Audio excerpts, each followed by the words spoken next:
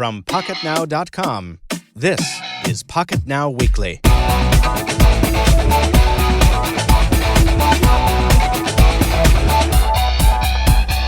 Hello, and welcome to episode 030 of the Pocketnow Weekly, the once-a-week podcast from Pocketnow.com where we discuss the cool, the crazy, and the contentious in the world of mobile technology. I'm your host, Michael Fisher, and joining me this morning from what I presume to be the frozen Romanian tundra, managing editor Anton D. Nagy. Good morning to you, sir.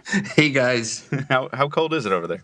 Actually, it's been better today. It's 6 Celsius, so that's good. Okay. And from a land where the Android skins are beautiful, our resident silky-voiced Google guy, Joe Levi. Good morning to you. Good morning. It's a little bit warmer than in Romania. We're 20 Fahrenheit here, but the fog is thick. It's I think it's appropriate, Joe, that I introduce you as the Google guy and make an Android joke in the intro, and then you immediately turn into Robot Man. When it's your turn awesome! I was Robot Man again. Yeah. How many degrees Fahrenheit is it? 23 degrees Fahrenheit with very thick fog that's sticking to the trees and making them look all crystally. It's beautiful. Fog means it's going to be a sunny day. Nice. Is that a saying in Romania, Tony? No, that's actually what history teaches us. And Tony's like, no, that's just science. That's reality. The Utah must be an anomaly in that regard as well. But Except fog in Utah. Except in Nebraska. Except in Nebraska. We've got a lot in the rundown today. We've got we've kind of run into the lull that I was fearing. Or anticipating, depending on your point of view. But we have a lot to talk about all the same, and we are going to get to listener mail, listeners. So, yeah, you can hear the cheers across the internet. So thank you for your patience. We're not going to get to all of it, as always, primarily because the letters are so long. Yeah, we don't have the button. We don't have the soundboard in here like we have in the Hangouts. I will do the effects, no problem. Good. You've got that under control, Tony? Yeah. Yeah, so thank you for your listener mail, everyone. If we don't get to yours, we're sorry, but please try and keep those brief, like 3 sentences, because we just can't. It takes a long time to even read them. But we have I love that we have such a listener base that's willing to just delve into deep ideas in their listener mail. I mean, they're like essays. I felt like I actually have a little memo. I'm like, is there any way we can turn these into like guest spots and stuff like that? But anyway, let's jump into it. And I've temporarily lost the rundown, but I understand that we have some announcements, or at least one announcement. Tony, would you like to take the floor for that? Sure, not necessarily an announcement, but an FYI to everybody. We have unfortunately postponed our last week's episode of Pocketnow Live, our hangout with you guys, the viewers, the listeners, and we are working on getting it back on air this Friday as scheduled, and we will keep you posted on that. However, on Monday, we will have some very, very, very exciting stuff to show you guys, so stay glued to Pocketnow. Exciting stuff coming up on Monday. And some exciting stuff landing just today on the Pocketnow front page, as I recall. That is also part of the Monday announcement. Oh, that's also part of the Monday announcement. Okay. Yes. All right. So, okay, excellent. Good. So there's the announcements for today, and we are obviously still preparing for our MWC coverage, which will happen when MWC happens at the end of this month. And I think I have some concerns that hopefully you guys can help me lay to rest, because we keep getting more and more announcements from companies, major brands, saying how they are not going to be present at MWC. Most notably, the rumors flying around that Samsung is not going to have an official Unpacked event. Samsung has not officially commented on those yet, but I'm sure they will. And just this morning, we're hearing that Google is not even going to have an Android booth at MWC. So that's a disappointment. It is a disappointment. And I, the more companies announce this kind of stuff, the more worried I get that, Tony, you and I are going to get there, and it's going to be like CES all over again, where we're scouring the edges of the show floor for like these like knockoff, iPhone cases and trying to make news out of them. I'm sure it's not going to be that way. We'll have plenty of things to do. But why I said it's disappointing, because you guys have not been to MWC, and I've been covering MWC for a couple of years now. Mm-hmm. One of the biggest and most exciting booths is Google's Android booth. They usually take up almost an entire hall. They're huge, and they have these micro stands, micro booths where OEMs and their partners show off products and services. And oftentimes, it's the place where we go when we need to have some hands-ons with new devices. For instance, if LG has a new device and it's jam-packed at LG's booth, we just run to the Android booth, and then we can have a chance of getting a hands-on there. So that aside, we'll miss the smoothie bar. I They had a smoothie bar? Yes, they did, and all the flavors were Android flavors. Like you could get a gingerbread smoothie or a honeycomb smoothie and a donut smoothie and stuff like that. Were any of them any good at all? That sounds no, but the branding was good and the marketing was good. Can you imagine? Did they go all the way back to the cupcake smoothie? Yeah. That just sounds wrong. Doesn't it? Ugh. A jelly bean smoothie. No, thank you. Especially since I'm on a not much of a health kick, but a less eating horribly kick, and Tony is just becoming Iron Man 7 over there. No, that's your turf. Yeah, I know. By the way, while I'm taking this note, can I just complain very quickly about OS 10 and its insistence on integrating the Notes app with your email accounts? Have you encountered this? How do you mean integrating with the email account? Like you can't use the stock. By the way, I usually use Evernote, so everyone about to write in tell me to use Evernote. I know, but the thing is, like the stock Notes app on OS 10 integrates with the on computer email account if you use Mail, which I used to and now I don't because we switched. But it just gives me an error every single time, and there's no way to get around it. There's no way to. I have never used Notes in such way. I always make notes which sync across my devices, the iPad, the iPhone, and the Mac, but never integrated with my Mail. So this homework for me. Yeah. Well, don't do it. It's you'll hate life. Windows has this really cool app called Notepad, and I use that. And it works great. I was using that all the time. My desktop was full of TXT files. Actually, I used to use Notepad all the time, too. I used to save my AIM conversations in Notepad. You know, like I used to have like important AIM conversations with a girl I liked or whatever, and then I'd like copy paste them in a Notepad. What are you wearing? Yeah. Oh God, not that important. All right, we talked for like an hour last week about BlackBerry, so we're not going to do that again today. But just to call your attention, listeners, to the fact that we are covering it like crazy. If you haven't seen, we have yet another pair of comparison videos up: BlackBerry versus Nokia Lumia 920 and BlackBerry versus Galaxy S3 is what it was. Yep. And those took forever to assemble, as Tony knows. I finished these comparison videos and I look up and it's been like 8 hours. And I'm like, okay, well, I'm not getting to that other editorial today. And meanwhile, Tony's already asleep in bed. So I sent him an email. I'm like, once again, this took forever. But hopefully the results are good. They're getting a good thumbs up to thumbs down ratio. And I think they're a little more complete than what we were able to do from that hotel room in Toronto. So hope you're enjoying those, and we are still aggregating information and impressions for our Z10 review. Michael, real quick. Yeah. I have a real quick question. If you wouldn't use Windows Phone 8, let's say Windows Phone 8 is not out, you're still stuck on Windows Phone 7 point something, or maybe even the 7.8. Okay. BlackBerry or Windows Phone 7 point something, which one would you use? You know, it's funny. If it's Windows Phone 7.8, then that. If it's 7.5, then probably not. But that's just because of the home screen versatility and stuff. So if it's 7.8 or 8, then it's Windows. If it's below 7.8, then it's BlackBerry OS. Yeah, because there were more apps. Like, there were more important apps for 7.8. Like, at least I could use Spotify on 7. But, you know, no, I like Windows Phone 8. But that's a very good question. You know, BlackBerry is, if you buy a BlackBerry right now, I feel like, and I'll say this in the review, I feel like you're investing in hope. Like you're putting a little money in the hope jar because you're just praying that BlackBerry can build its ecosystem fast enough to remain or to become relevant, you know? But right now it's not there. So you'd have to put up with a lot of app gap in the meantime. Well, that's usually the case with every new platform. Even Windows Phone 7 had this problem at the beginning. God, it had a much worse problem. I mean, BlackBerry's doing much better than Windows Phone was at the very beginning already. But there are some bugs. And, you know, I got a little worried when I'm, like, reporting on these bugs. And then, of course, the whoever these insane commenters are who come into the thread and just drop a whole paragraph full of all caps shouting about how I'm wrong. And I'm like, really? Okay. So I go to the Crackberry forums and I'm like, is anyone else reporting on these bugs? Oh, yes. Everyone is talking about the bugs. And, and I'm not talking BlackBerry. I mean, that's what happens with a new platform. We're all there for the start of new platforms. You know how many bugs there are. It's just going to be contingent on them to get them fixed as soon as possible. That was I was about to say. Exactly. So on apps, do you think we're going to see BlackBerry try and create their own app environment and put more stock behind it? I mean, I know it's already there, but there's nothing there. Or are they going to try and scalp more Android stuff and have Android apps that run native on BlackBerry? No. I know they're doing work to try and get their emulator up to support Jelly Bean. It's been already, I think as of this morning, it's been already confirmed as being out. Oh, is it out?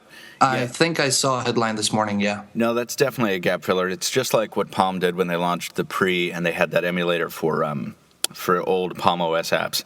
It's just a gap filler, and I forgot who at BlackBerry made this statement, but he said something akin to, like, we're using the Android apps, and we're glad that we ported those over, but definitely we're emphasizing we want everyone to use the Kinix environment and make their app specifically for the BlackBerry platform. So yeah, I'm not necessarily a coder, but I think that's the case. I would prefer a application which is native to the operating system than a port or an emulation of the application on another platform. Absolutely, and I think most people would. And it's good to hear that the company actually is coming out and saying, no, we want you to code for our platform. We don't want to rely on this crutch of porting Android apps forever. Mm-hmm. So that's a good thing.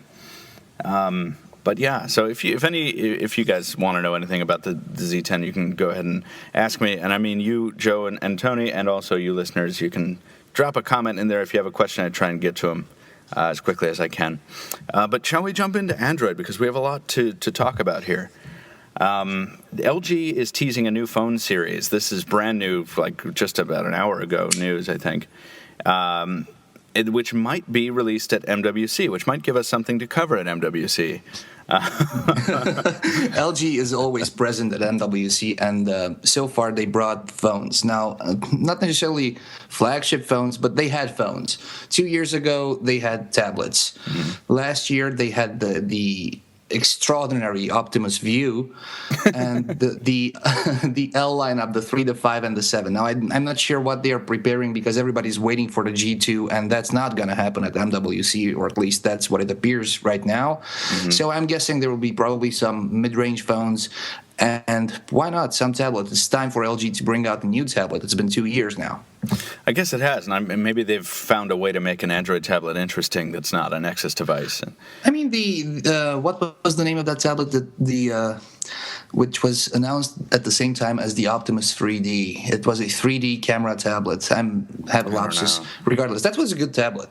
It was a good tablet. I really liked it, but it was running Android, which was, I think, Honeycomb back then. Yeah, and that just sucked. Yeah, and actually seeing the LG booth at IFA was my first indication that LG was going to do something interesting, because we saw that, what was that L7 or L9? Yeah. L9. Yeah, and I'm like flipping through the UI, and the LG guy at that booth seemed thoroughly disinterested in talking to us. He just was not into it. Oh, at IFA, the L7. At IFA, the L7, yeah. Oh, was the L7? The L7. The L9 is rumored for this year's MWC, so who knows? Okay, all right. Well, anyway, so I'm poking around at whatever this mid-range LG device is, and I'm like, this UI screams. Like, there's no slowdown, there's no nothing. What is this running? And it's just regular old 4.0.4. And I'm like, wow, that's cool. And then, of course, the Optimus G landed, and then we all had a big, appreciation hour for that. Speaking of appreciation hours, Joe Levi. Sorry, this is slightly off topic. My friend Chris and I were sitting, Chris who listens to the podcast all the time, we're sitting just the other day, and he's complimented you before, Tony, so you don't get complimented this time around. But Joe, my friend Chris was like, I love it when Joe's on the podcast. His voice is just so smooth, and he knows exactly what he's talking about. I like Joe. And I was like, well, I will tell him. So I'm telling you. Well, thank you, Chris. When I don't sound like a robot, I'll take that as a compliment. Yes. Anyway, we hope that LG has something cool to share at MWC. That'd be nice. But Joe, I want you to talk a little bit about Android, and I want you to talk specifically about this ridiculous launcher that I watched this video last night. Joe has a video called LMT Launcher for Android Hands-On, and I know I always talk about Star Trek, and if you can't get used to it, then I'm sorry, but this looks the most like a panel off of the Starship Voyager than any like Android accessory I've ever seen. Tell us about this launcher briefly, if you wouldn't mind. Well, first of all, I threw the Star Trek app on there just for you, Tony. I had you in mind, and all of the other Trek fans. So I didn't want Michael to see that at all, so that was for you. Right, of course. That's sarcasm there, guys. Anyway, so we did a video not long ago that was all about Paranoid Android, and man, I got flamed for not showing off Pi, which is their Pi launcher. And there was a reason for that, and that reason is the LMT launcher. Showing them both first would have made the last video extremely long, and secondly, LMT will run on virtually any rooted Android device. It borrows the code, from what I understand, from Paranoid Android, and it's not a launcher replacement per se. It's a launcher with a lowercase l, meaning it launches stuff without replacing your launcher, whether that's a stock launcher or Nova launcher or any of the other launcher apps that are available. This just supplements. You can pull it in from the left, the right, the bottom. You can use gestures, two-finger gestures from the sides, the top, the bottom, wherever, and even some invisible areas that I didn't go into in the video simply because, well, first of all, showing off invisible stuff on a video is kind of boring, and second, there's just so much to do. That video was already pretty long, so I left some stuff for everyone at home to play with. But very cool, very fast. Yeah, it's fluid as anything. It's slick looking. Yeah, the animations on it were just wow. No doubt it's cool and it looks good, but my question to you, Joe, is does it make you more productive? Absolutely, yes. Really? So, Yes. I mean, like it streamlines your workflow. It makes you able to hop into the home or hop into a shortcut faster than ordinarily you would be able to? Yes. As long as you go in and you being the end user, go in and customize it to the things that you use most frequently, whether that's apps or toggles or whatever the case may be.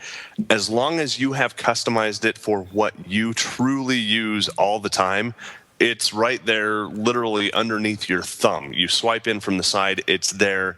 You just move to it, and it launches. So toggles are all in one place. The most frequent apps are all in one place. You don't have to go to the top of the bar and pull it down to get into settings to toggle your Wi-Fi on and off. You don't have to go to a different home panel to find an app to touch or into an app drawer. Right. It's all right there, and it's fast. It's just all under your thumb when you want it. I mean, like Exactly. It looks like the end product is very efficient and it's very cool, but I feel like this app suffers from two things, or not this app, this launcher suffers from two things that make it frustrating to me. One is that you need root to use it to its full capability, right? Or to use it at all? To use it at all, yes. Oh, okay. And then number two is that the setting screens are like so many other homegrown setting screens or so many other like budget apps settings areas where it's just so convoluted. Like there's like a list of 25 items that it's like edit this, edit this, edit this, edit this, and I'm like, oh, come on! Like you've made and such a beautiful on-off UI. switches. Yeah, instead of on-off switches, they have ones and 0, 1, 2. They all mean something different, right? And you don't really know what they are until you play with it. Yeah, and they're not right next to. For example, if I want to change the apps on the second row of the Pi, I can do that very easily. But if I want to show the icons, I have to go to an entirely different panel in the settings and toggle it from 0 to 1 by using the keyboard, which, by the way, doesn't default to numbers. So I have to switch from letters to numbers to make sure. Some workout. yeah. Yeah. So yes, and I pointed that out in the video in the article. It's not the easiest thing to do. I listed some of the more common things that most people would want to go in and set. I mean, there's a whole bunch of stuff just to make your two-finger gestures work. That's kind of silly, but I mean, that's all just under the hood. And once you've got it set, it works. And ultimately, I have to imagine that those settings are going to become a lot more streamlined, a lot more user-friendly as the app matures. Yeah, I hope so. And also, I mean, of course, I'm complaining about the settings panel on what is actually a really cool launcher. So I don't think that I don't want to sound ungrateful, but it's something. It's one of the first compelling things I've seen in a while that would make me consider rooting my stock Android device or my Android device. Period. So I think that's a bold statement. It is, isn't it? Well, but keep in mind though, I'm like a UI nerd and a Star Trek nerd, and this like takes both of those and throws them together and just hits me right in the face with them. So, but if we want to talk more about Android, I want to talk about, speaking of stock, Android 4.2.2. Which is going to come out here in by the end of February, it looks like. And this looks like maybe the most minimal upgrade ever, because it might be one of the last ones we see before Key Lime Pie. Is that right? At least according to reports, yes. Yeah, that's what the rumors say. It's been a month, if I recall well, since the beginning or mid-January, where we saw those Nexus 4 devices out in the wild running 4.2.2, and then nothing. And then we received some new Android codes. I think it was over this weekend or the other one in AOSP, and that was 4.2.1 something. And now hopefully we will get 4.2.2 mid-late February as probably the last minor point update to Jelly Bean before Key Lime Pie, which is expected in May at the Google I/O. Yeah, that confused me. I mean, why have an AOSP refresh of 4.2.1, revision 1.1, by the way, to revision 1.2 to only release Android 4.2.2? My brain hurts. Mine does too. Well, your brain hurts. I'm the guy sitting over here being like, yeah, numbers, totally. Exactly. But points. What this does though is it makes me remember. It puts me in mind of a sad fact, and that is that my erstwhile best friend, the Nexus 7, has been misbehaving on me. And it's not mine. It's the software update. Like it's a direct result of the 4.2 update, which I was really amped about because of the horizontal home screens and all that stuff. And I think I've mentioned this before. Thing is laggy now, to an unacceptable extent. Joe, do you have a Nexus 7? I do have a Nexus 7. I was mentioning that just before we started recording the podcast. Man, my cold medication is making me think weird right now. Sorry about that. I was just saying, for those of you who weren't here when we started recording the podcast, I'm running CyanogenMod 10.1 M1 on my Nexus 7, which is Android 4.2.1 R1.1. For you numbers people out there. Whoa. And last night was watching Caprica for the first time through on my no spoilers. my Netflix account. No spoilers. Don't leave them in the comments. Don't do it. Don't spoil it for me, guys. So yeah, I'm in like the second half of the pilot, and it freezes, which is odd. And so I hit the back button, and the back button lights up and stays lit up and stays lit up. And so I hit home and nothing, and I turned the power off, trying to toggle the screen off and nothing. So I hard reset the device, and reboot, and I'm stuck at the CyanogenMod boot logo for forever. I mean, we're talking 20 minutes. Oh, so I ultimately had to reflash, and I'm back, but I have no apps installed yet. So, but I mean that's on CyanogenMod, right? I mean, yes, and that's a very long story to point out. That's CyanogenMod, but it's running Android 4.2.1, which is the same version of Android that you are experiencing the lag in. And before I went CyanogenMod, I too experienced the lag, and I think that's why Google still has the 4.1 source up available on their images website. So you can go back to 4.1 if you want and get that speed back. Probably, because now I know there's a massive change log for the 4.2 update, and I know there's a bunch of stuff that I didn't notice.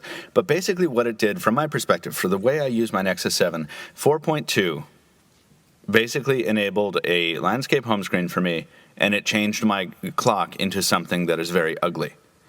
And that's the only practical advantages, quote unquote, I got from this update. And all the disadvantages have involved the Nexus 7 being almost unbearably laggy, especially for a device that's supposed to be running with enhancements created by something called Project Butter.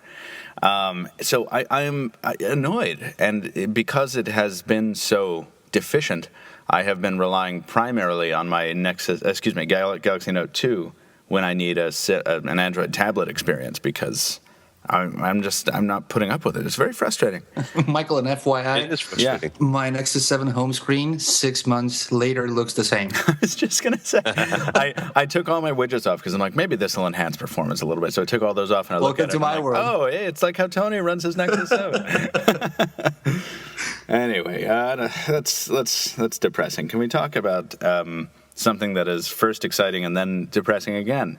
Our old friend Absolutely. HTC. Yes. I like this. I like it when we're on the cusp of announcements from companies, because, especially HTC, because HTC, if nothing else, knows how to like make an announcement sound amazing.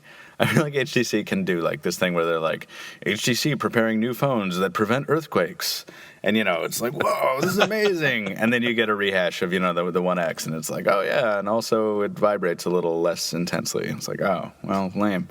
But there's a lot of buzz around this supposed reinvention of the smartphone camera experience with this announcement. And this is really interesting. Are they going to change the name of the megapixel, Tony?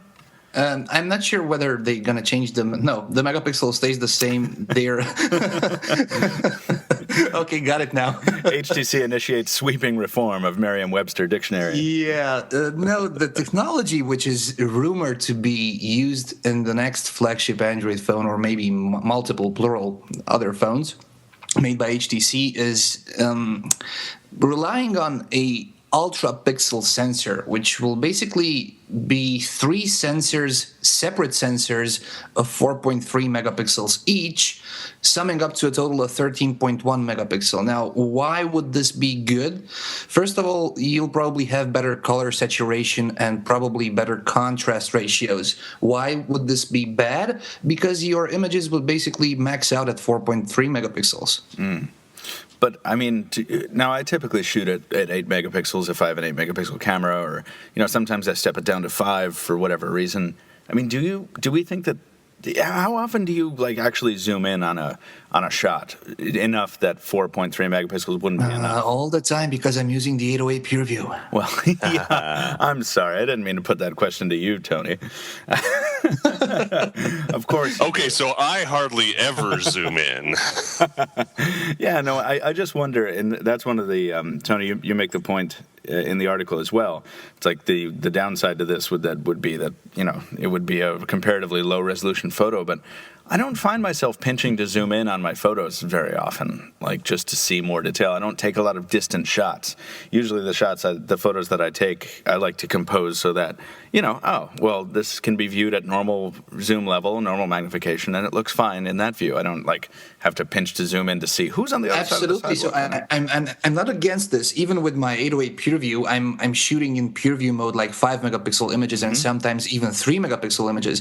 It's just saying that it's interesting after everything we've seen this year and the year before that, everybody going up and up and up. Now HTC will probably come and say, okay, screw megapixels, 4.3, that's what you get, but exceptional quality. And this is the huge question. Will they be able to deliver exceptional quality in imaging? Hopefully, yes. Hopefully, yes. And I just got in my on my porch, thanks to our friends at HTC, I just got another Droid DNA, because we're about to do another feature on that. In the days leading up to this M7 launch, which we'll talk about in a second. And it's crazy to me that the DNA is going to have such a short shelf life, because Stephen had an editorial recently where he was basically like, the M7 is about to trounce the DNA. And I think one commenter said, if I had bought a DNA, I would be so annoyed right now. Well, if HTC is a little bit smart, they will not bring the M7 to the US. and then that way they can save the Droid DNA. Just like they brought the Droid DNA to the US and Europe got nothing. Of course, there was a Japanese version and probably a Chinese version. Chinese version, yeah. But if they are a little bit smart, they're not going to kill their own product. They're not going to cannibalize it, and they're going to leave the M7, hopefully with the same specs or a little bit higher specs, and leave the Droid DNA untouched. Or maybe bring the M7 to the other carriers in the States. Yeah. But when you do that, when you release something for one market and leave it out of another one, you're just ticking off the other market.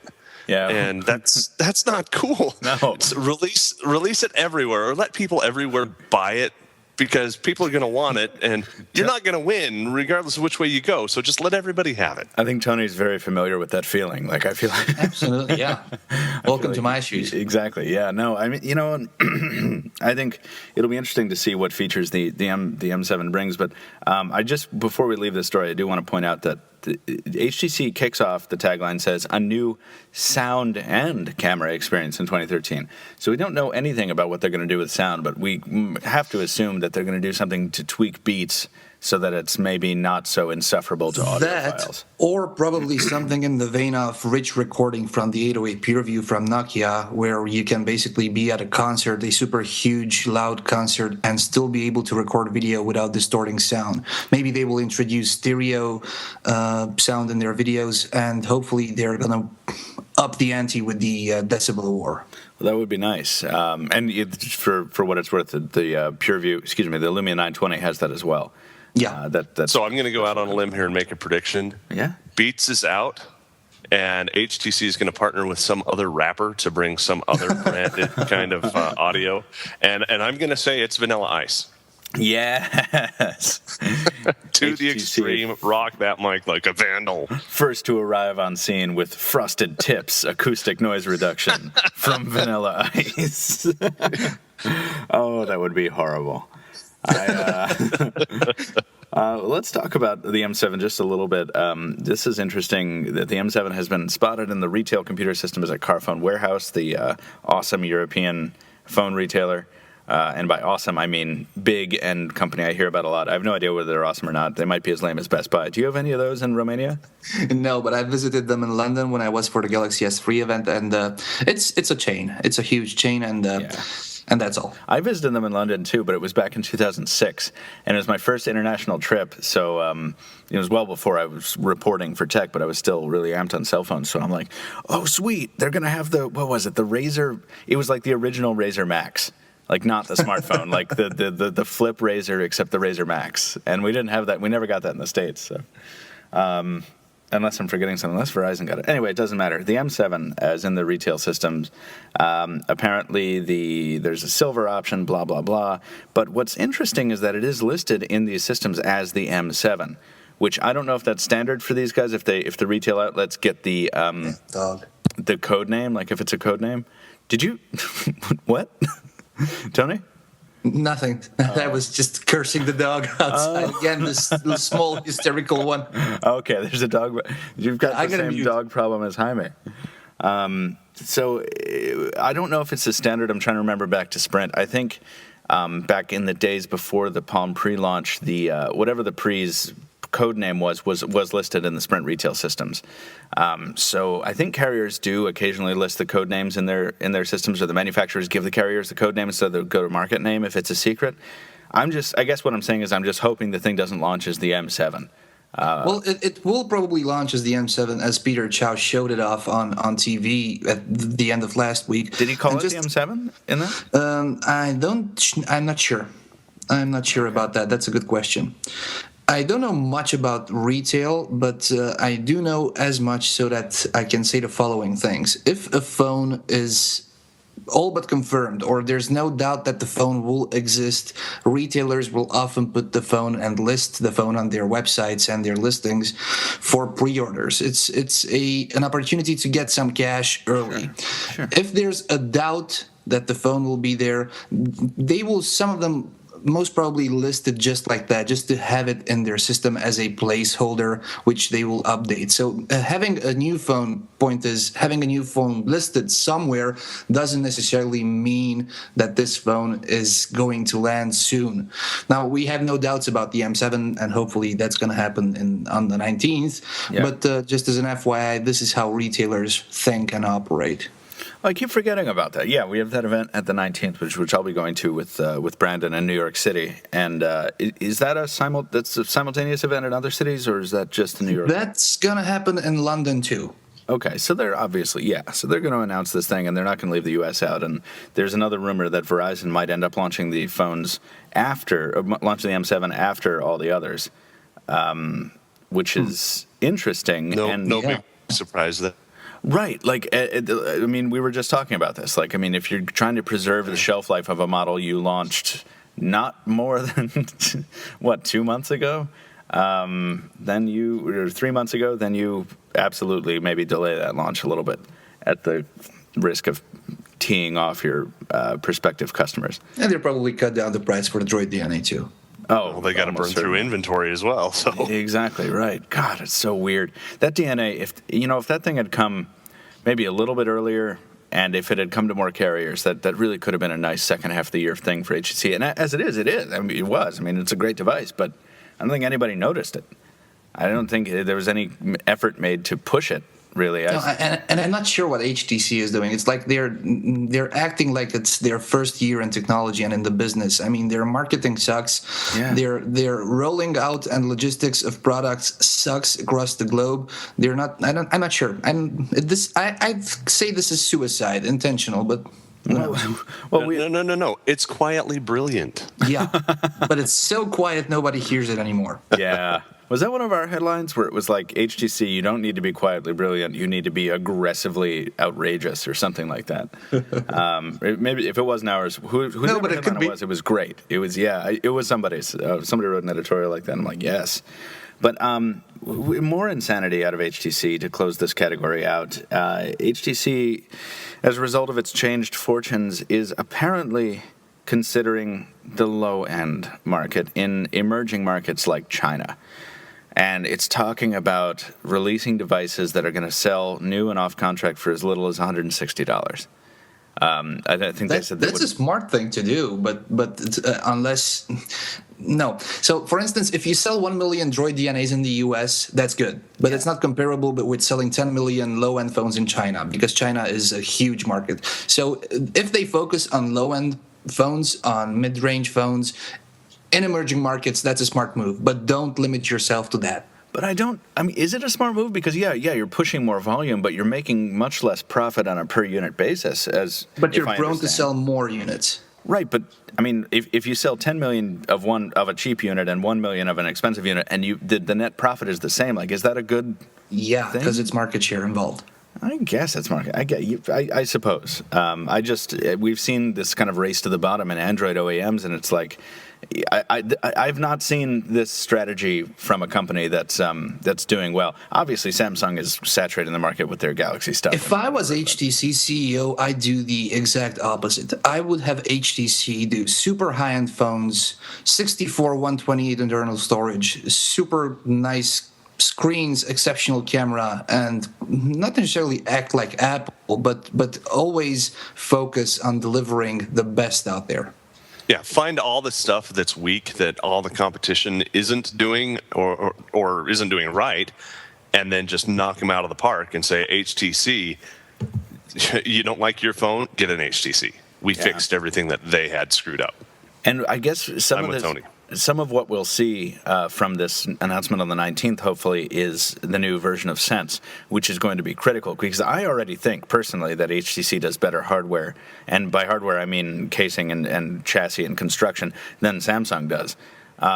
And so I think that if Sense is holding them back, which it is right now, because I just turned on this DNA and I'm like, wow, this looks antiquated and something I don't want to use no matter how responsive it is. If the new Sense is a hit, then I think that'll be a big feather in I their think cap. HTC along the way somewhere shifted its course, and they went to the extreme with Sense. At the beginning, Sense was just a skin, and as HTC evolved, Sense evolved to become deeper and deeper and deeper integrated with the platform.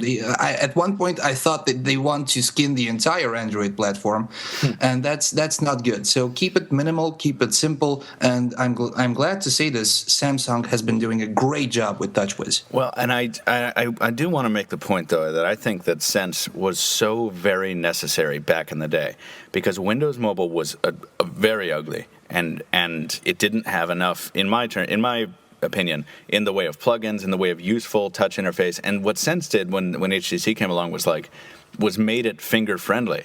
Absolutely, in an era of resistive screens. I totally agree with you. Yeah, and it did the same for Android. When the Evo launched, I think we were still on Froyo or something like that. It was summer of 2010, and I thought Android was sinfully ugly, and because it was. I mean, the Froyo and Donut and the earlier versions of Android were just ugh.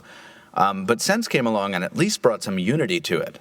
It was like, oh, wow, it tightened all the stuff that needed tightening within Android. But I think once Android outgrew the need for that, that's when Sense became a burden rather than an asset. They need to shift one gear lower and slow down with Sense, because Jelly Bean, as it is, it works perfectly without a launcher, without a custom UI. So unless you are on the Nexus 7. Yeah. We're just not going to talk about the Nexus 7 anymore. Let's not do that. No. Depressing.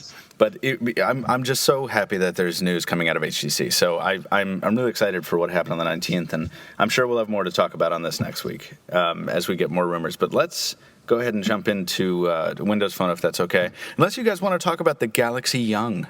Anybody want to talk about I want to talk about the Galaxy Fame. Oh, the Galaxy Fame, that's right. Yes, the Fame and the Young. One question. How many more Galaxies? I understand that Galaxy is an Android brand, but how many? I just lost count of them. I'm done. I wrote that one editorial months ago about how they're ruining the Galaxy brand, and now Do you know how many Galaxies have been launched since then? Like 45 additional ones. Yeah. Well, I find it funny, ironic, and a little bit disappointing that Samsung has been able to accomplish with the Galaxy name brand what Motorola wasn't able to do with their super special licensed Droid name brand. That was the same thing Motorola was trying to do, and Verizon by extension, and they licensed that term from LucasArts, so that they could use it, and then Well, hold on. Galaxy, everybody's got a Galaxy. Well, that's true, but I mean, Joe, it would be my argument that Motorola did accomplish that, and then, in America, not globally. In America, yeah. But then Samsung came along and basically did that better. So I think Motorola was there in America, but Samsung is doing it globally. I remember back in the day in the U.S. market, there was an identity crisis. People immediately thought that every Android was a Droid, and they were referring to Androids as Droids. So I think they accomplished that. That's my point exactly. But now that was there for 6-8 months, and then it's no longer a Droid. It's either an Android or 9 times out of 10, it's a Galaxy. A Galaxy. Well, but I will say this: I did not start hearing the term Galaxy on the street from the mouths of normal people until the S3 launched, or the ramp up to the S3. I know this was different elsewhere, but I don't think the Galaxy S2 had any kind of traction here as far as name recognition, because it was being renamed by so many carriers. And it looked differently on each carrier. Exactly, right. But it was not until the 3 came up that, I will always remember the first time somebody came up to me and was like, "Oh, is that the new Galaxy?" I'm like, "You know what that is?" Because that was a giant mindshare coup for Samsung, and hopefully Motorola can do something like Droid again. But it doesn't need to happen again, right? Because Android doesn't need to be introduced to the public again. I think people are finally getting the concept that, yes, it's the Galaxy, or yes, it's the Samsung, but I think people are finally understanding that Android is an operating system with many manufacturers. Sooner or later, the Galaxy branding will backfire. I think you're right. And then it'll be interesting to see. Samsung is so transparent. I mean, they're not trying to hide it. They shouldn't be trying to hide it. They shouldn't be ashamed of it. It's a good idea. But they're so clearly trying to accomplish the success of the Galaxy brand with the Ativ brand on the Windows side. And it's not working because for some reason they can't get the Ativ S on any U.S. carrier, which is weird. Because it sounds like yogurt. We've established that, yeah. Right. Well, let's talk Windows. Let's. I was about to say, now that we talk Windows. Yeah. No, the Windows thing is the most important. The first story in this is the most exciting one to me. That I love this headline. I love this headline because it seems to exude the hope that I feel without being backed up by much in the way of facts. More sources attempt to confirm Nokia EOS PureView Windows Phone 8 model, and this is basically just a news update talking about how more people are coming out and talking about this code-named EOS, which, can we just say, it's not going to be called, it can't be called that because, who is it, Canon? Will just sue the pants off them. Yeah. So that's obviously a code name. But we hear from other sources that it looks like it'll come to the U.S. sometime this summer. And they also claim that not only is it more PureView, it is the PureView. It'll have the 41-megapixel sensor on this Windows Phone Nokia device. Do you guys think this is true? Do you think this is, I mean, No. What do you think? I mean, do you think they'd, unless they figured out a way to minimize that hardware, I can't see this happening. And I don't have anything against the hardware. I like a huge, hefty phone in my hands. But the problem is that with the Symbian/Nokia OS, Nokia was able to downsample the images from a 41-megapixel sensor to 8 or to 5. That's the core of the real PureView. I'm not sure Windows Phone allows for that. Yeah. So I'm not even sure if there isn't a maximum limit for the camera application for taking pictures on Windows Phone. And if there is, or if there isn't, how will they manage to do this downsampling? So let me ask this. That's a good question. And my question is this. With your knowledge of architecture, both of you, and you know, more code knowledge than I possess, would it be possible for Nokia, this close partner with Microsoft, to alter Windows Phone 8 in a way that they're including their own camera app, essentially? They're replacing the stock camera app with their own, or is that too deeply integrated into the OS, even for a partner like Nokia to have access to? You've got to have a driver that talks from the app to the physical hardware. Whether or not that's a component of the camera app itself or whether or not that's been abstracted away from, I love that word today, abstracted from the app so that you can just drop something in, I don't know. So that is possible, you think? From a technological standpoint, yeah, absolutely. Whether or not that's how it's been implemented, I don't know. It would make sense to me as a coder to do that, because then I can have the same look and feel, the same interface across everything, but I can support all kinds of different hardware by having that hardware there with its own separate code base. As long as they have the same hooks and endpoints, that app can talk to any hardware. What do you think the likelihood of that is, Tony? I mean, you think that this is actually going to be something that comes to fruition, or is this going to be a pipe dream? I'm not sure. I'm keeping my fingers crossed, because a combination between the two PureView technologies, the original PureView with the downsampling and the optimal image stabilization on the Lumia 920, so a phone delivering both of these will be my daily driver for probably 1 or 2 years. I'm not sure if they can achieve that. If Nokia wants to do something, Microsoft will probably help them achieve it. But what if we got this all wrong? What if this is not going to be a 41 megapixel sensor? Or what if it will be a 41 megapixel sensor, but it will from the start deliver lower images? And your guess is as good as mine. I mean, that's a possibility. Yeah, I'm just speculating. Okay, but let's take that speculation another step. What if instead of 41 megapixels in one sensor, what if it's 3 13.5 megapixel sensors, one for each of the major colors? That is also a possibility, yeah. But then again, you have to have some software manipulation and rendering to overlay those images and export to a final version, which will be the JPEG, which needs to be done in the camera app. And we get back to full circle. Right. So next speculation, what if this was a camera that let you do RAW photographs. So you could literally have a .raw, and man, photographer's dream. Yeah, but does Windows Phone support RAW files? Not yet. Yeah, it would be cool to see. I mean, that's. I think this all does come back to that question of what can Nokia do with Windows Phone 8? And if anybody can play with Windows Phone 8 to the extent that would be necessary to make a camera like this a reality, I feel like Nokia is the one to rely on. And let's not forget that the Nokia executive in charge with the imaging, I can't remember his name, so I'm sorry. The guy who came after Damien Dinning left, he was teasing something extraordinary imaging-wise for Nokia. So Nokia has to have something. It's the natural evolution. Nokia Bell is dead. The 808 PureView is the last Nokia Bell phone, the last Symbian phone for that matter. So if they want to move forward with their camera technology, and they want to do that, Windows Phone is their only option. Yeah. Agreed.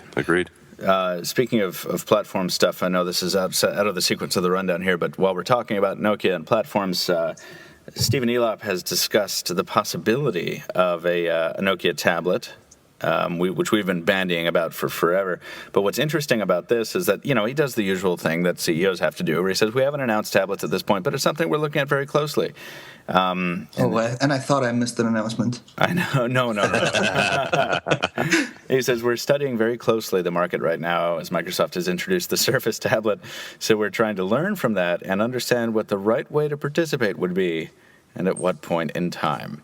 Now, this translates to the following. The Surface RT, the Windows RT, and the Windows 8 Power tablets don't perform that well in the market. And we don't have, at the moment, any reason to jump in. So we are still sitting back and seeing whether this goes left or right. Exactly. Now, the inference that is drawn from this, though, is that he seems to have left the door open for the possibility of a non-Windows powered tablet. At least in this interpretation. Or a Windows Phone phablet. Right. Not with the current resolutions of Windows Phone, which max out at 720p. I was going to say it is possibly. Yeah. Possibly. Well, I just don't see. I think it would be tactically unwise for Nokia to stray from the Windows-only course. And not because Windows has been treating them so well, or Microsoft's been treating them well. It kind of really hasn't. But because I don't think the answer to success for anyone at this point is to jump into the Android tablet ecosystem. I think that's still a death trap for a lot of companies, particularly one with Nokia. Unless they were able to announce that they had secured some kind of awesome relationship with Google, where they were going to be the next Nexus tablet provider, or something like that. No, I don't think so. And I don't think this will ever happen because of the fact that Nokia is pretty much relying on Microsoft and vice versa. Yeah. So I know that the markets are different for tablets and for phones, and they do intersect at one point, but they are different, and the divisions within a company, an OEM, are different. But I don't see it. I'm not only not seeing this as a wise move, I'm finding it likely impossible to happen. Yeah. Okay, so a couple observations and a prediction on my side. Excellent. It looks like to me, and this is just me as a kind of an industry insider looking at it, it looks like Nokia and Microsoft have kind of a bookie relationship going on. They've gambled, they've got money on the line, and Nokia owes back to Microsoft, and Microsoft has guys that will come and break Nokia's kneecaps if they don't keep staying the course. That's just my observation. Second, we've got Microsoft, who is trying to figure out the tablet space. Is that tablet space a Windows 8 Pro? Is it a Windows RT? Is it some kind of a expanded up Windows Phone 8 in a phablet type form factor? Right now, the answer is they don't know. They're playing all their hands to see what wins. Once they have that down, then they'll start being able to go further and out into the market. I predict, or I feel rather, that Nokia is kind of waiting in the wings to see, let Microsoft expend all the money to find out what works and what fails. And once they've got more of a precise direction on what really is going to make it, then they'll get into that line. In fact, that may even be something coming down from Microsoft to Nokia, saying, hey, let us make the mistakes so that you're ready to go with something as soon as we say, yep, here it is, this is the way we're going, everybody's going to love this, as proven by these sales numbers, and then Nokia goes and flies, and we have a tablet that looks something very much like the mock-up that we've got on that article.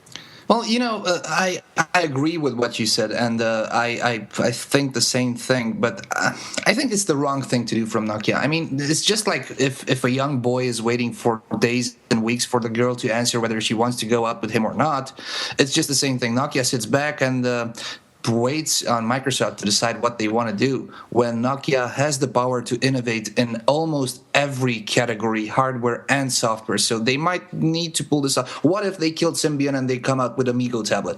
That's my point. Right now, it's I don't know. And I don't think Nokia knows, and I don't think Microsoft knows. And ask that girl's sister out, or is he going to stay the course and maybe send some flowers over to the girl he asked first? I don't know, but I hope that Nokia is letting Microsoft make all the mistakes and take all the knocks. It's the normal thing to do because they don't bathe in money, so right, and they can bear the stress more, or they can bear the bad PR more than I feel like Nokia can. Which Nokia needs to be the one that's treated with kid gloves at this point.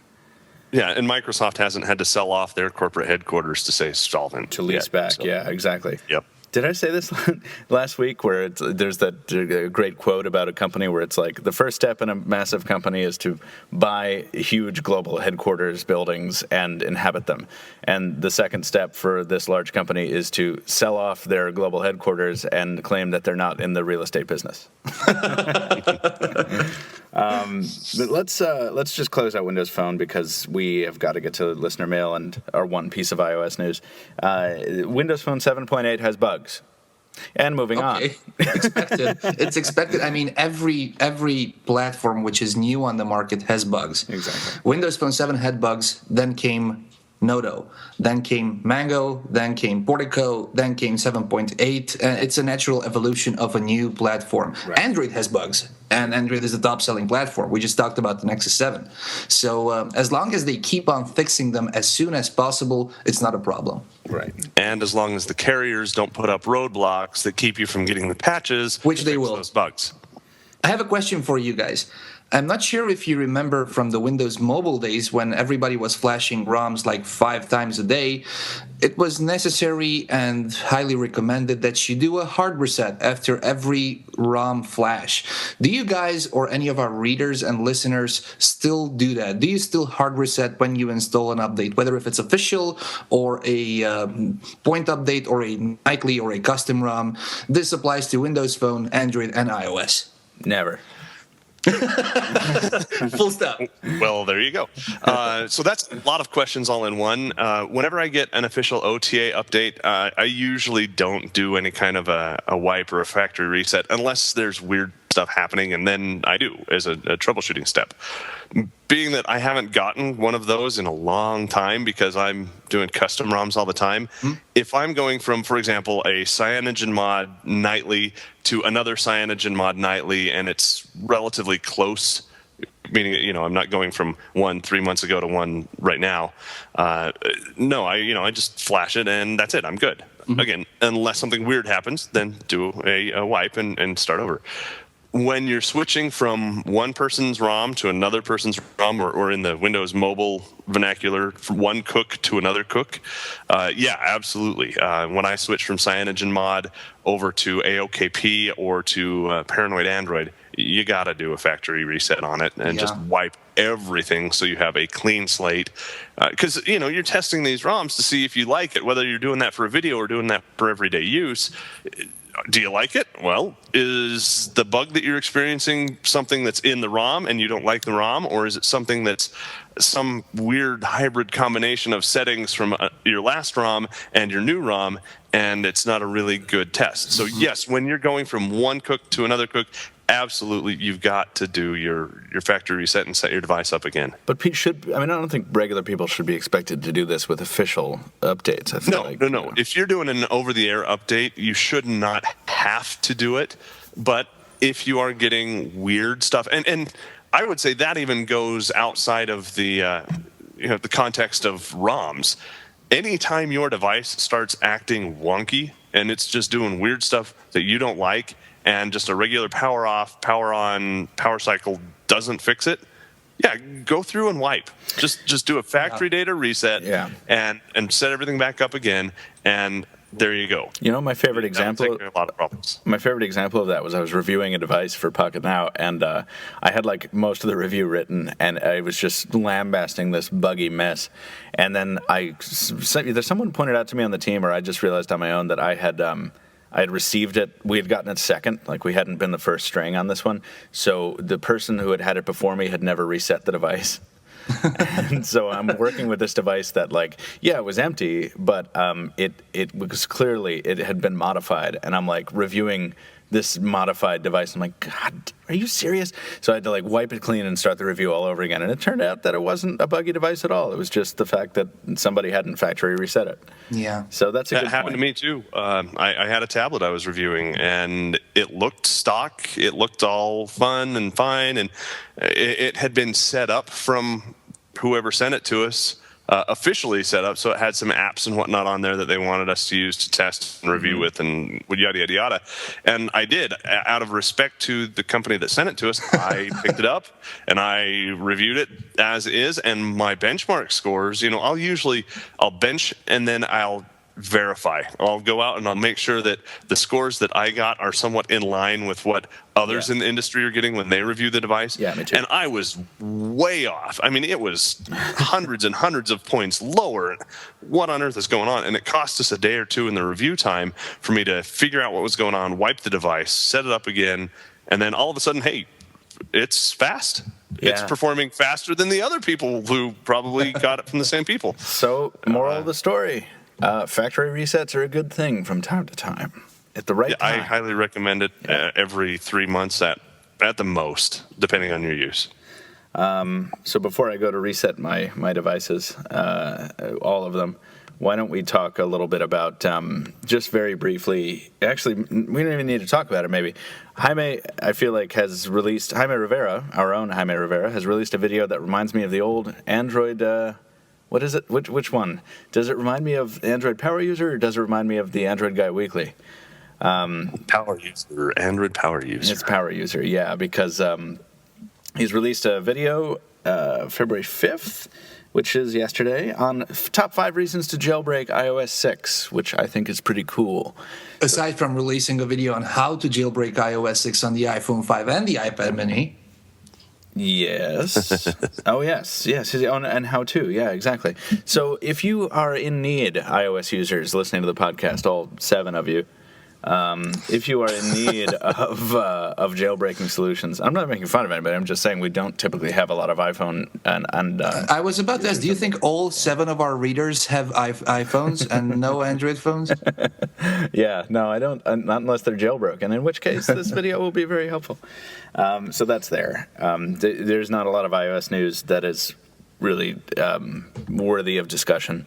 We're just kind of batting around rumors and BS. But jailbreaking for iOS 6, I'm sorry this has to come from the Android guy, but that's huge.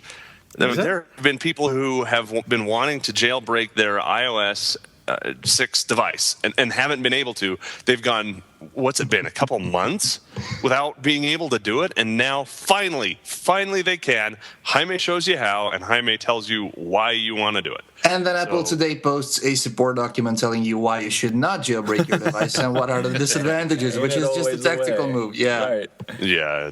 Well, and Apple products don't need antivirus software because no one writes viruses for Apple products, right? Yeah. Yeah. Well, jailbreak your device, guys. Go out and do it. Experience freedom. Yeah. Thank you for bringing some needed excitement to that, because I just, not carrying an iOS device as a mobile phone and only using my iPad sporadically because it's such a beast. I'm almost criminally out of touch with the iOS user base. I should jailbreak. just to see what it's like. Just for the heck of it. Yeah, just for fun. Let's talk listener mail. There are a couple of videos you could watch to see how to do it. Before we do that, guys, I will have to leave you. I'm attending some other cool Pocketnow projects. Most of them are related to our Monday announcements, so I'm going to leave you with the reader mail, and I'm sorry, guys, if I'm not here to answer your emails. I promise you I will next time. All right, Tony, we will miss you in the listener mail segment, but if we get any news about 7-inch tablet phones, which we did have someone write in about a 10-inch, 7-inch tablet phone specifically for you, but anyway, we'll let you know. Thanks for having me, guys. Thanks for being here, Thanks, Tony. Bye-bye. Okay, Tony's gone. We can let our hair down. Woo! Yeah, everybody relax. Sweet. Oh, excellent. Hey, welcome to the American podcast. This is the podcast where we can do American accents just as good as Tony from Romania can. We talking about spit and chaw and all that kind of stuff. And then meanwhile, Tony's back in the chat. He's like, Tony is actually supporting our call right now, so he's just muted. He's not actually absent. Anyway, let's jump into listener mail because Joe, you and I have to go too. We got a bunch of stuff to do. But we're very excited about finally bringing back listener mail after like 4 weeks. And we had a big backlog. And once again, if you didn't hear it last time, if you just jumped to this time code, please, when you're sending us listener mail, keep it below 4 or 5 sentences. I said 3 before, but that's not enough. Because we just can't read them all. And by the way, that's not like 2 sentences that are a page and a half long. Yeah. Succinct stuff. Because we read them, but then we've got to kind of try and summarize them and distill them down, and we may lose out on what you're really trying to ask. So help us help you. This is from Christian from Germany, who's got a question. The poor guy lost his Motorola Razr this weekend, and the person who found it apparently stole it and took his SIM out, and that really sucks. But after the initial anger, Christian says, I thought about all the stuff I have on my phone, which is now in the hands of a complete stranger, like photos, documents, and all the access to services like Facebook, Mail, and Dropbox, and Twitter. So I had to change all these passwords right away. To prevent this mistake for the next time, I would like to know if you secure your devices against such things and how. Or do you leave your data mostly unsecured like me? And can you recommend some good apps for this scenario? I will just come out give you my answer right away. No.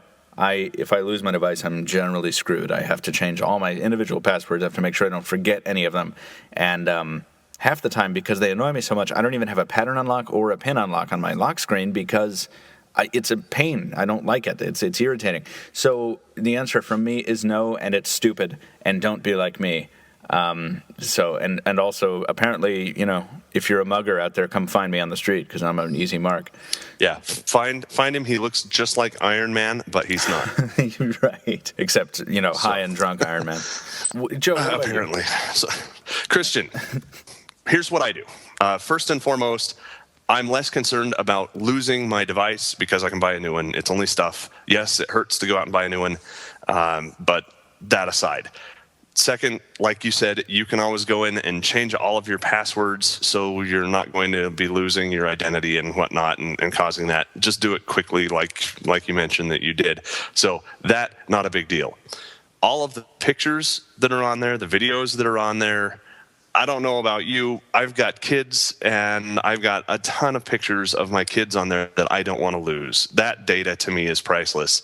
So for that reason, I've got it set up so when I take a picture, it'll automatically go up to my Dropbox. I have not lost my pictures. So keep your data safe and secure, whether that's kids' pictures like mine or whether that's business documents or whatever. Your data is more valuable to you and the cost of recreating it and maybe not even being able to recreate it than the device or the passwords itself. So that's good advice. That aside, now what about eliminating? Move to securing. Yeah. What about eliminating the device, the information that's already on the device? Like, not only do I want to save my pictures, but I also want to remove my photos and videos and things from the hands of someone else. Like, there are remote white apps available, right? Yes, and that kind of goes hand in hand with where I'm going next. Secure your device however you think you need to secure it. If you've got sensitive information on there, secure it. I secure it just because I've got kids who like getting on and doing all kinds of stuff to my device, and I don't like them doing that, let alone a mugger or whoever else, right? So I use, and it works for me, I use Android's Face Unlock with a 4x4 pin pattern behind it. And on the Nexus 4 and the other Nexus devices, that works wonderfully well for me. The Nexus 4 will see my face and unlock so fast, sometimes I don't even know that it's unlocking. The times when it doesn't recognize me because I'm wearing a hat or just got up or the lighting's too low, yes, I still have to do that pattern. But with CyanogenMod, Mod, I've got a 4x4 pattern instead of the stock 3x3. My son has a 6x6. It's ridiculous. But it's a little bit of inconvenience offset by the camera being able to unlock it for you, and it's just that extra added security that you really got to do something to try and get past that. I'm glad to hear that it works well. Wipe it. For me, it works great. It works well for you because I can't do Face Unlock anymore because it just takes so much time on my devices, and also it's shooting you from the most unflattering angle ever, where it's like every time you unlock the thing, it's like, oh hi, that's what people look like when they're looking up at me from 6 stories below. Oh, okay.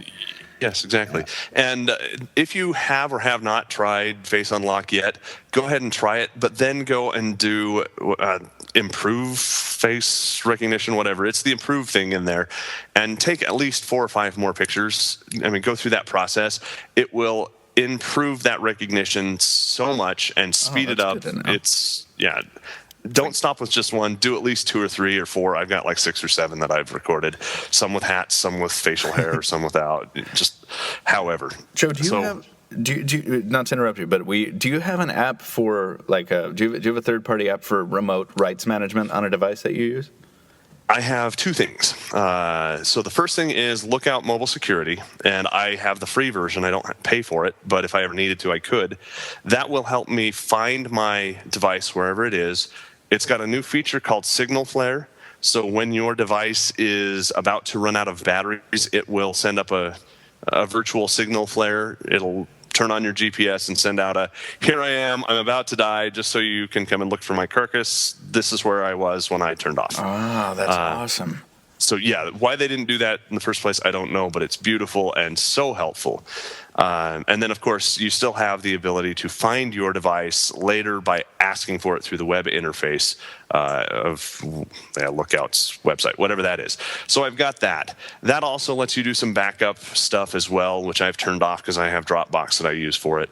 And then it also, I believe it's a premium feature. It also gives you the ability to remote wipe your device. So cool. You can just take care of all of that. So that's the first thing. That's called Lookout? That's Lookout. Okay. Yes, I highly recommend it. If you've already lost your device, they have an app that you can remote install called Plan B that does some of the same things and will help you try to locate your device if you forgot to install Lookout before it got stolen or misplaced. It's called Plan B? And last but not Plan B by the same people. Okay. And last but not least is if you're hooked up to your company's or school's Exchange server, chances are you have already added that company as a remote administrator to your device, and you have remote wipe capabilities through that. So I can remote wipe through Exchange from my day job as well if I ever needed to. That is awesome. Thank you. I knew you would be the one to answer that question because I stupidly don't use any of that. Unless I'm using a review device, in which case I do use the lock screen thing, and I do take some other steps to do it. But thank you. Thank you for the detailed feedback as well. Yeah, it's a prevention. Good question, Christian. It is a good question. And the next one we have, Christian, thank you. The next one we have is from Germany as well. This is from Martin Florin, who asks, and I'm not sure, I feel like we've asked this question before, or we've had this question before, or maybe it's just been in the buffer for so long. He wants to know, is there a gadget, like a 10-inch or even bigger e-ink display that shows calendar content from several Google accounts in month, agenda, week, and day view? It would be very useful to have one in the kitchen or living room on the wall, which is a really, really good point. I haven't found a single thing like it. Now, I balance about 3 or 4 Google calendars in my life, and some of them are not mine. Some of the, we interact, and it would be really great to have them all in an aggregate view on something that for a dedicated purpose. I have not been able to find anything in my quick Googling it seems ripe for someone to just, an opportunity for someone to come along and say, hey, I've got some engineering prowess, I've got a cool idea, and I've got the desire to start a Kickstarter project. Like, it sounds like a small, nice little project that is right in the fringe of mobile. Like, we probably actually wouldn't cover it, but it's a cool enough idea that I wanted to bring it up. What do you think? So I haven't seen anything that's e-ink that I could recommend for that, but I'm thinking you could probably repurpose some older tablets. Go and grab a Nook, root it, throw a custom ROM on there. An HP touchpad on a touchstone. Sure, absolutely. Even if you've got an old tablet laying around, just put it in a nice looking frame, hook it up to some power, put it in front of a power outlet in the wall, and go from there. Regarding the second half of the question, so that's the device part. The second half is, can you do what he's actually asking? And I'm using the calendar app that you can download from the Play Store, not the one that comes pre-built in with your stock Android devices. But this is going to vary based on whoever your manufacturer is. Different calendars may support different things. I, for example, have I don't know how many. I think I've got 6 calendars that I subscribe to right now. I've got my Pocketnow calendar, my day job calendar, my personal calendar, my wife's calendar. I've got some U.S. holidays calendar, yada, yada, yada. All of them show up color-coded on this calendar view. So really, it looks like all you need is something that will display that stock calendar in a nice frame that's going to get power to it and has an internet connection, and you should be good to go. I'd really recommend trying to repurpose an old tablet, even if that means throwing a custom ROM on it. That's really good advice, and I actually didn't realize that until you mentioned it. I use the HP touchpad on a touchstone sitting in my kitchen, not for a calendar, but for a photo slideshow, just to fill a corner that's not filled. And if you wanted to throw a custom ROM on there, they're still, as far as I know, they're still cooking up ROMs for that device, and that would be really, really awesome if you could find a way to do that. Unfortunately, it doesn't have the advantages of e-ink. It doesn't have the kind of minimalistic cool factor, and it also requires a lot more power than an e-ink device would. But also, Martin, if you are not satisfied with anything on the market, if there's something you've missed, if there's something we've missed rather in the comments in the podcast, geez, I can't talk. Please, commenters, leave Martin some suggestions in the comment thread. But Martin, if you can't find it, you should see if you could build it, because that would be awesome. Yeah, just whatever you do, document it, take pictures, write what you learned, what worked, what didn't, throw that up on a blog somewhere, and let the community help you with it. That's one of the huge advantages of Android, is we've got community behind us to help us to do that stuff. That we love doing that. Exactly. I have 2 more pieces of mail here, and then we'll get to close it up. This is from Gel Loman, I'm sure I got that wrong, but from the Netherlands, who listens to our podcast every single week and loves listening to it, so keep up the good work. Thank you. We'll do it. The question is, smartphones have evolved from single-core to dual-core pretty slowly, but then they went from dual-core to quad-core relatively fast. So now that we have the Samsung Exynos Octa processor announced, the question is, do we think that eventually we're going to be walking around with phones that have a 48-core CPU and a 72-core GPU, or do we think that processor development will stagnate and they'll start focusing on screen and camera more? Personally, not knowing anything, once again, I'll just jump in here. I think that we are going to plateau at some point because the usefulness of all these cores is not going to last forever. Joe, what do you think? Look at desktop and server computers as a model. Yes, you can have more than 4 cores. People usually don't. When you start talking about GPUs, your graphics processor, those have cores out the wazoo. I don't even know if they count them anymore. They just say it's got like a bazillion core. And that's because graphics does things a lot differently than CPUs do. When you switch that back over to mobile, yes, we had single cores for a long time. We had dual cores that came out. We had them for a little while, and then almost immediately we jumped right up to quad core. We've got some devices that have quad plus 1, and now we've got the octa-core, which really isn't an octa-core. It's a dual quad core, and just kind of funky the way that is. We're probably, just like with desktop computers, going to see things start to level off, at least with the CPUs. The return on investment just doesn't get there. You start putting more and more in, and you get very little return back for that. The only subnote that I have to that is ARM's big little concept, where you have big processors that do big heavy work, and then you have little processors that are very, very conservative on power, that do background processing or do the processing while your screen is off and you don't care how fast it goes.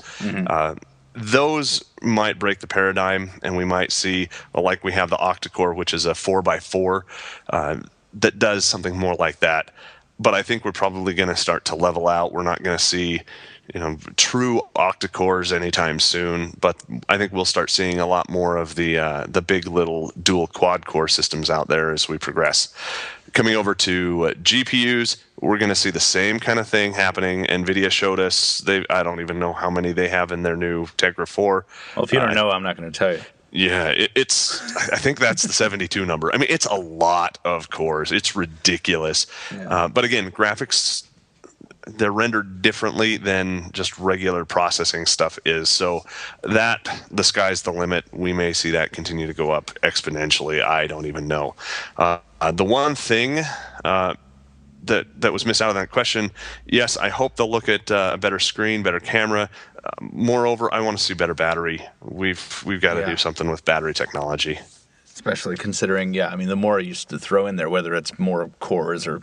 I feel like there was a really interesting discussion that kind of temporarily cropped up when the quad-core thing was announced about how there was this big fight between two camps that were like, adding more cores will kill battery life, and then these other guys like, adding more cores will make it more efficient. And we kind of ended up with a situation where battery life didn't really go anywhere. And maybe that's a result of one of those things being true and other factors playing into it. I don't know. But all I can say, Joe, is that I agree with you. Well, actually, that's not true. That's not true. There are two things I can say. One is that we're really short on time. Two, I agree with you. I think I usually agree with Joe Levi. It's a smart thing to do because he's a very smart guy. Yeah, well, Tony's the guy who disagrees with everything I say.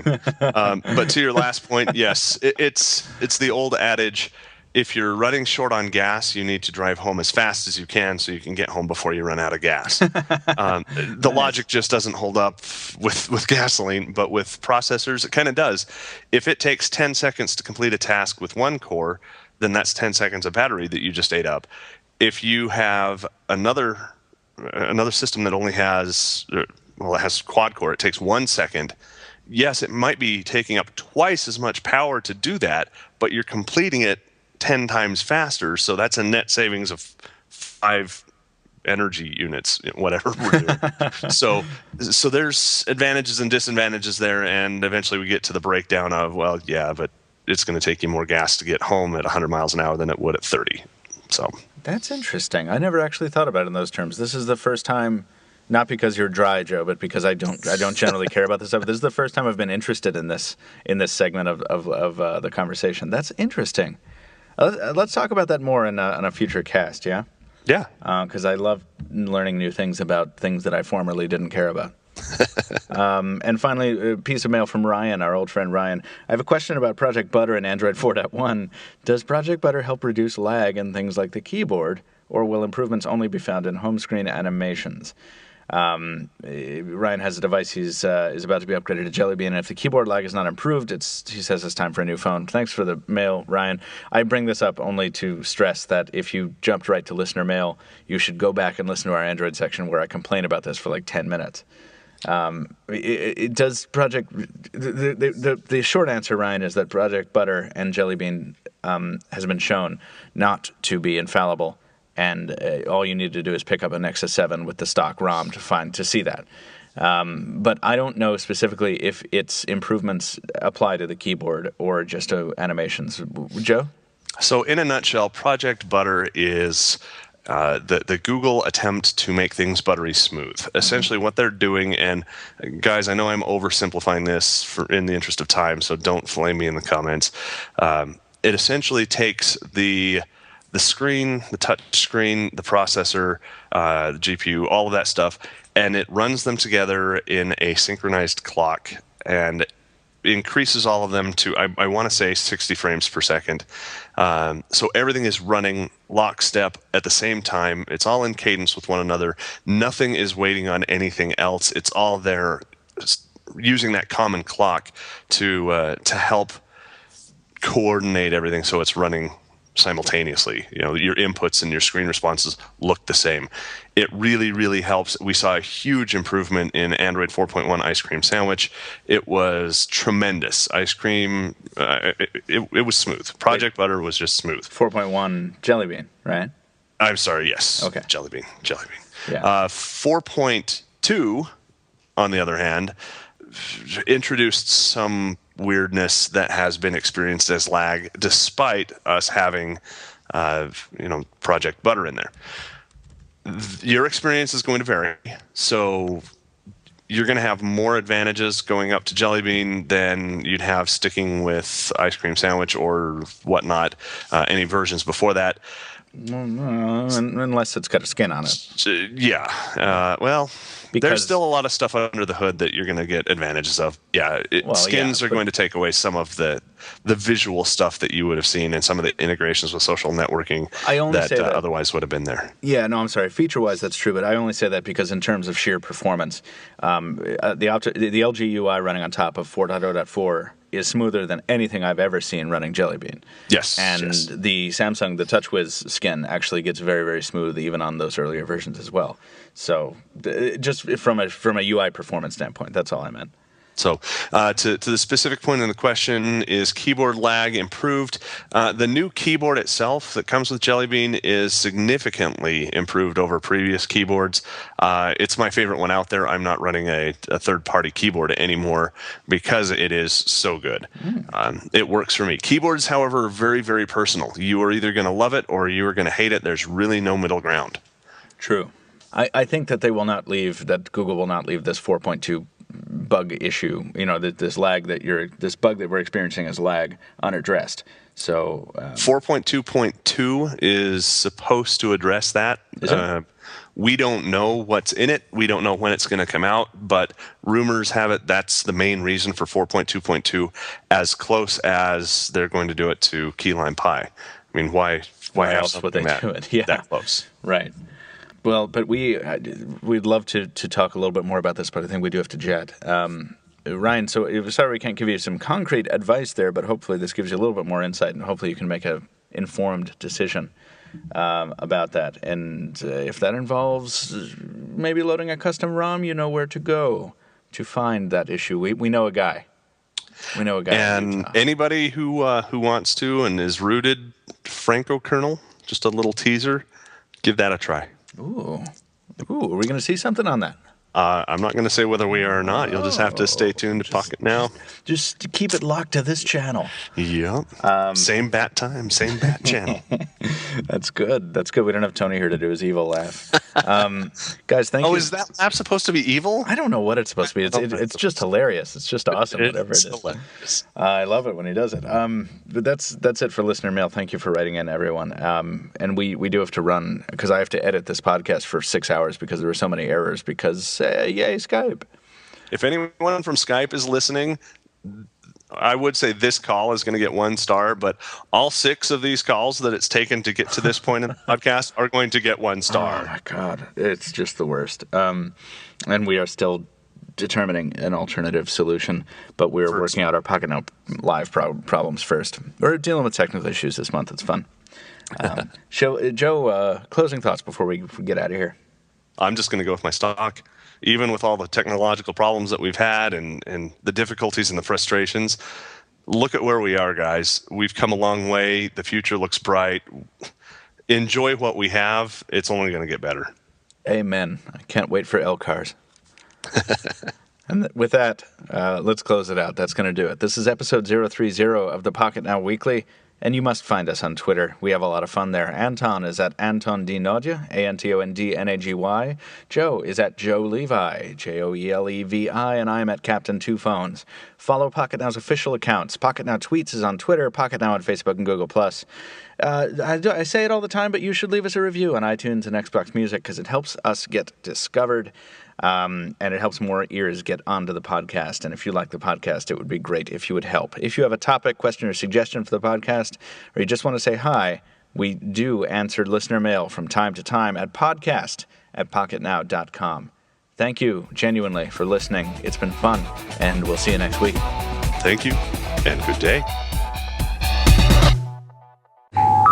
No, Joe was screwing up even when he was wired a couple weeks ago. You were screwing up, and Brandon convert. No, I think we all have problems. I think it's we all have issues. I think we all have I'm issues. wired Yeah, today too, man. I am wired to the interwebs. I hate this So much. Tony, you were saying, Joe, about the carriers getting in the way, right? No. No.